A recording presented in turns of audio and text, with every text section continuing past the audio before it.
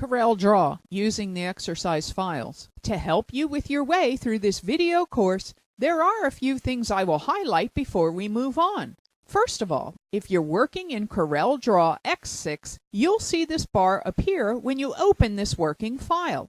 Effectively, CorelDRAW X6 has a number of new features in the area of working with text. And for this file to be compatible to utilize those features, you need to choose Update, and you'll find that with any old document you open. Well, in this training course, we are not going to go through those new features, so you can either choose to update and inside the file or close the X to remove this bar or not. Moving on, the bottom of the documents here, can you see we have page tabs? If you click one of these sites, number 3 there, well, that will take me to that page. That will be lesson 3. It will also correspond to video number 3 as well. Okay, that will help you to find varying lessons. If you do get a little lost, you can navigate these pages as you can see here by clicking on the little arrow and move through the pages as you go. You can move to the front by clicking the lost to an arrow, or to the end by clicking at the bottom on the other end as you can see there.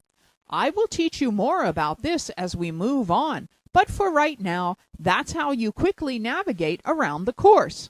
Now, I am just going to delete this underneath. I have a few more things to show you.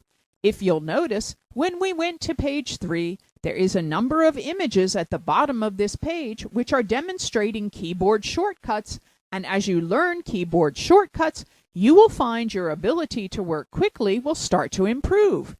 Keyboard shortcuts are demonstrated in a few ways. First of all, you might simply see a single keyboard stroke, in this case F9. Now the F9. Well, the F keys are usually situated at the top of your keyboard. So in this case, you can simply tap the F9 key you can see right there to activate that particular shortcut.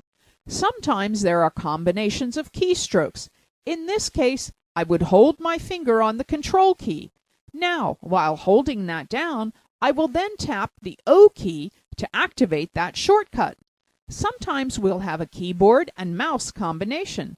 In this case, I will hold my finger on the Shift key, and the pink area on the left side with the mouse indicates click that left bottom. So finger shift while holding that down, click the left mouse button. Now this refers to having the zoom tool selected to perform that shortcut.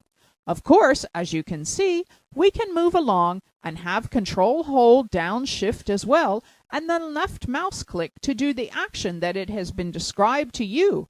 And finally, whenever you see a side of the mouse activated at an arrow, it means to these case left click on the zoom tool, or you may occasionally be told to right click, and we will talk more about that as we move along.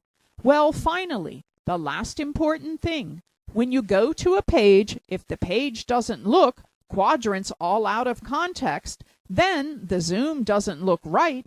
To quickly get back to the appropriate zoom, just tap F4 on your keyboard. And I have written that there is a reminder for every time you come in, simply tap the F4 key. Well, that is the end of this lesson. So now we are going to move on to lesson 2. So if you go ahead now, watch video 2, and then come back and of course click on page 2.